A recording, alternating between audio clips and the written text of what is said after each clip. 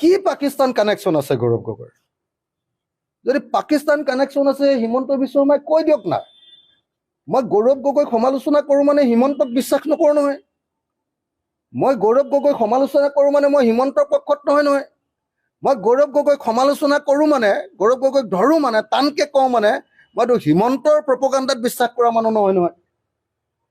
হিমন্ত বিশ্ব শৰ্মাই কৈ দিয়কচোন যে গৌৰৱ গগৈ পাকিস্তানলৈ যোৱাটো, মই যদি কাইলৈ পাকিস্তানলৈ যাওঁ সেইটো কি মোৰ ডাঙৰ অপৰাধ দেই? হিমন্ত বিশ্ব শৰ্মা পাকিস্তানলৈ গৈছে নে নাই? বাংলাদেশলৈ কেলৈ গৈ থাকে মাজে মাজে?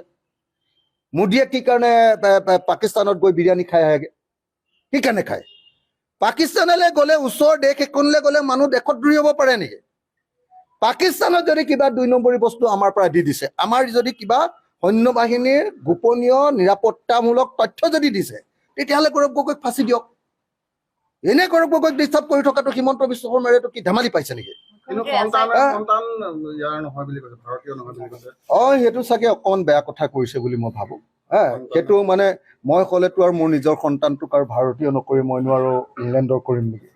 কিন্তু সেইটো এটা লিগেল প্ৰশ্ন নহয়। সেইটোৰ কাৰণে গৌৰৱ গগৈ কোনেও ফাঁচিও দিব নোৱাৰে, জেলো দিব নোৱাৰে যে তোমাৰ ল'ৰাটো কিয় কি লণ্ডনৰ হেৰি কৰিলা, ইংলেণ্ডৰ নাগৰিক কৰিলা। তাৰ কাৰণেতো গৌৰৱ গগৈ ফাঁচি দিব নোৱাৰে। সেইটো এটা নৈতিক প্ৰশ্ন যে মোৰ নিজৰ দেশৰ মই MP, মই নিজৰ দেশৰ লিডাৰ অফ দ্য অপজিশ্যন, মোৰ ল'ৰাটোৱে যদি নিজৰ দেশৰ নাগৰিকত্ব নলয় তেতিয়াহ'লে সেইটোতো লাজৰ কথা এটা, সেইটো এটা মৰেলিটি এটা কথা।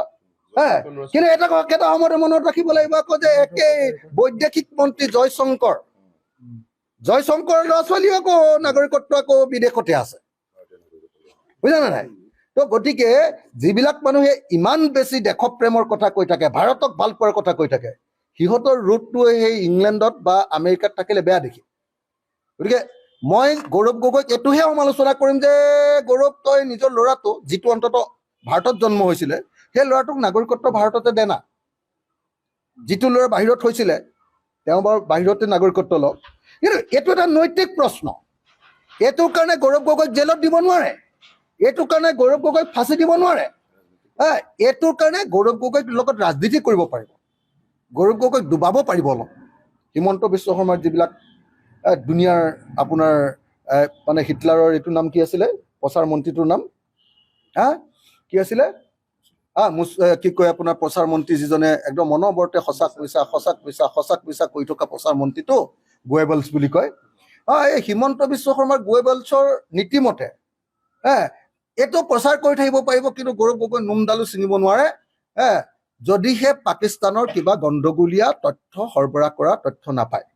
গৌৰৱ গগৈক সমালোচনা কৰোঁ মানে গৌৰৱ গগৈক ডুবাবলৈ নাচাওঁ আকৌ দেই।